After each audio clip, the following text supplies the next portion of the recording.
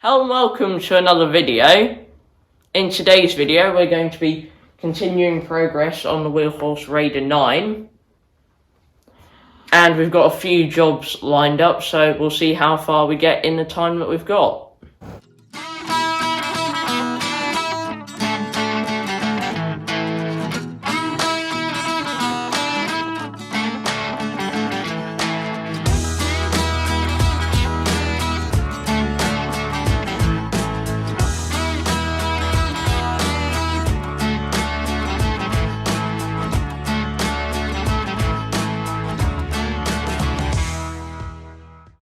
Our initial plan for today was to reinstall the front axle and then set up some more steering rod stuff, which kind of carries on from the last episode we did on this tractor where we reinstalled all of the steering components here, having done new bushes in them.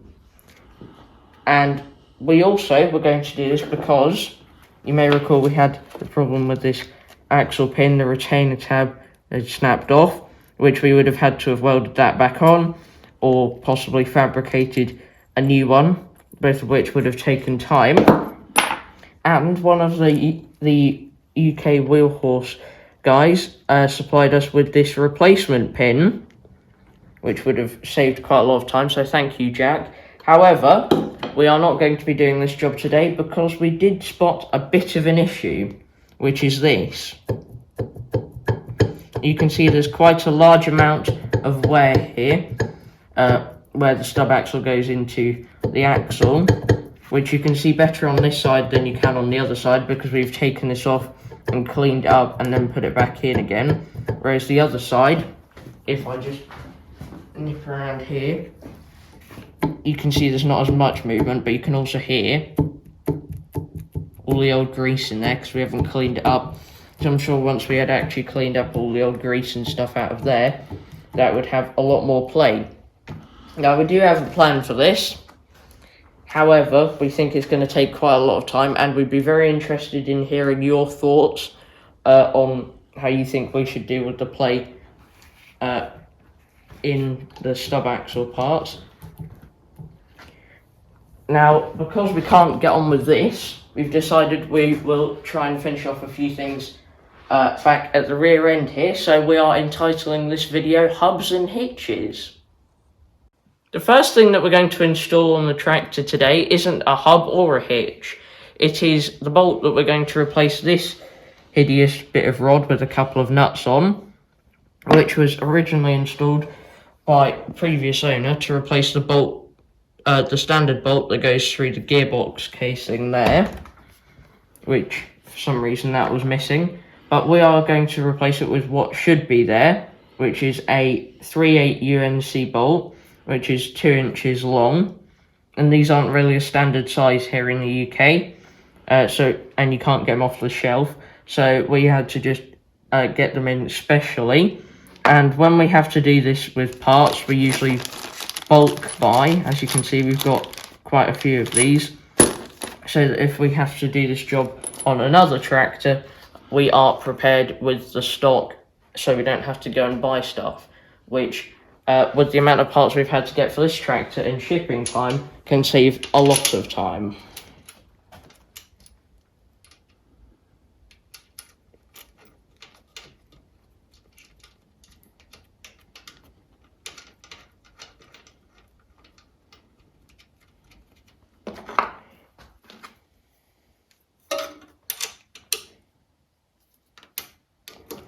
Quickly do this up.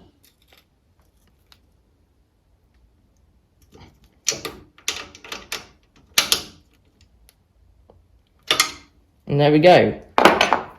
Simplest installation so far on this project. Now on to the reinstallment of the hubs. And to do this, we are going to be using a suggestion made to us in the comments of one of the previous project videos on this tractor. I think it was actually the one where we took the hubs off. And I believe it was made by Larry BL, so thank you, Larry. And he was saying that on the gearbox, one side is always going to engage drive before the other side, and therefore the one that engages drive first will have more wear on things such as the hubs. And on this tractor, one of the hubs has quite a lot more wear than the other one, that being the left-hand side one that is far more worn.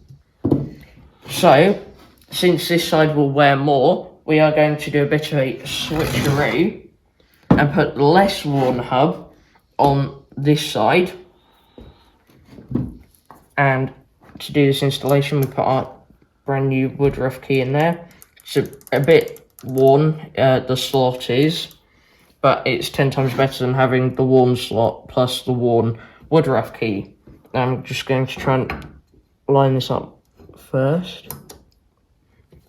Then I'm going to have one hand holding down the far end of the woodruff key, make sure it doesn't kick up as I hit this. I'm just going to gently tap it along the shaft.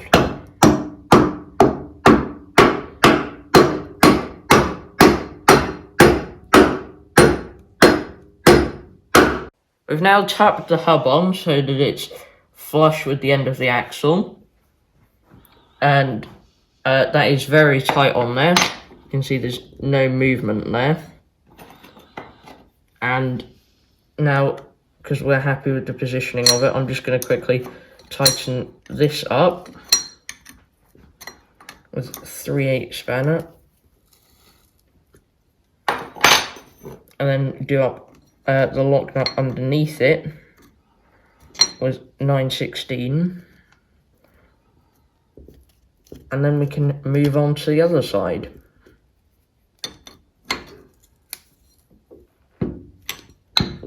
There we go. Moving on to the right hand side now, and just a couple of things to note. On the other side we put it flush to the end of the axle. However, as you can see by the wear on the axle there and the hub, these had previously been pushed all the way back on the shaft, which if I hold that in that position where it would be, the grub screw, which is designed when you screw it in to press down on the woodruff key to keep that still and help keep the hub still, that you can see that is nowhere near the grub screw, not the grub screw, the woodruff key. So that wouldn't have been helping matters at all, especially with the amount of wear that this got in there from it moving about. But now this is just a complete repeat process of the previous side. So I'm just going to quickly do this, and we'll get back to you once it is done.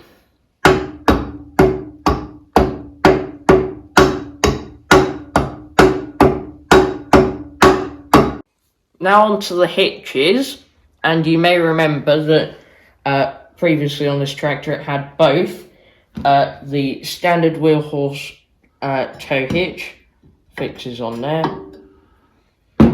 and also the Wheelhorse slot hitch, which had them both mounted at the same time. And the slot hitch has been heavily modified with these brackets to hold it up there, and this drawbar part has been bent to work at this higher angle. So what we're going to do is we're going to take all of this rubbish off the slot hitch, make it a bit more original, and then we're going to make up a lift cable to go from the slot hitch to the attachment lift lever on the side of the tractor, so that this can actually be adjusted on the height. And then once we've made up that cable to the right length, then we'll consider possibly putting this back on as well, and modifying this drawbar part so that it still works in the slot hitch but doesn't have this funny angle and stuff like that on it. So the first step of that is to undo this bolt holding on this mess, which will mean impact driver, so I think we'll do this off camera just to save your ears. We've taken all of the rubbish off of the slot hitch now, pile of that there, Now we've temporarily just put the pin in so that we can have the slot hitch on here, and we can have a look at how it fits. And the first thing we'd like, or the next thing we'd like to do with this slot hitch is be able to adjust the height without having to get off and move your hand about like this, because that won't work too well when you've got an implement on the back. So we need to make up the lift cable to go to the front. You can see in there, it still has the outer shroud of the old cable, which is useful. It means we can just run a cable straight through, and we don't have to worry about that part. And we need to make sure that that's the right length, so that when the lever's fully up, the attachment will be fully up, and the same in the down position. Now you can actually get replica attachment lift cables from the US, however they cost quite a lot and they're a bit out of our budget for this project. So we've got a few parts here, quite a few different things, and we're going to see if by some miracle we can magic up a lift cable. We are back a very long time later, and we have made up our lift cable arrangement here. And we've put back on the slot hitch and the tow hitch, which to make this up we used a clevis fork on this end, then one of the cables you would have seen in the previous clip, and then we made up another clevis fork on this end for that bit. So that is fully made up now, and if I just quickly do this, you will see the slot hitch go up and down. So that works very well on there, and we're not sure if you can use an implement on here with the tow hitch on, since when it goes down this is actually pointing towards the end of the tow hitch. Not fully sure, however we're not going to be running an implement on here just yet, and you can see everything looks very shiny because we've been using our Oatrol stuff, which we sprayed all over this and the hubs to make the paint come up a bit better.